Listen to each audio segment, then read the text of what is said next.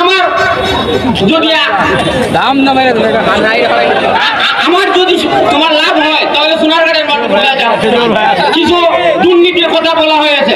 দুর্নীতি আছে, সোনারগাঁর দুর্নীতি আছে। সোনারগাঁয়ের বাজারে একজন মানুষ একটা ছাড়া কিনতে হইলে যে কিনে সেও জমা দেয়, যে বেচে সেও জমা দেয়।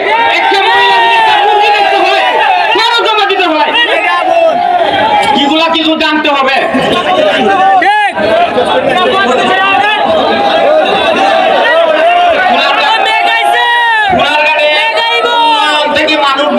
কেন বঞ্চিত আপনারা একটু যদি না বলার সুযোগ দেন, আপনারা সোনারগাঁয়ের মানুষ শুনতে হবে। সোনারগাঁয়ের পৌরসভা আমরা আপনাদের জন্য কি করতেছি আমরা জানতে হবে না।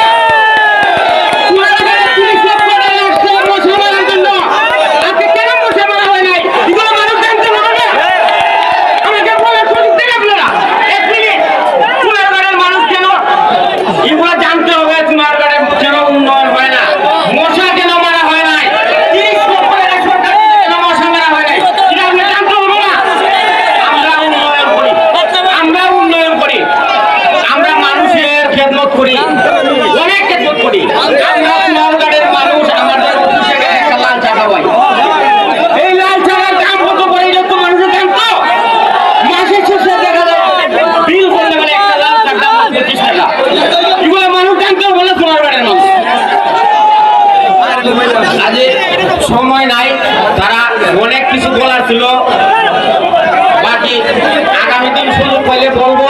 সোনারগাঁয়ের মানুষে আমরা কি উন্নয়ন করেছি সোনারগাঁয়ের মানুষের জন্য।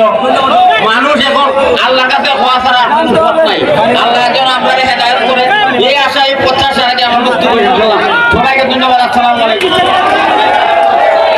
সম্মানিত সুধীবৃন্দ, এ পর্যায়ে আপনাদের সম্মুখে বক্তব্য নিয়ে আসছেন নবনির্বাচিত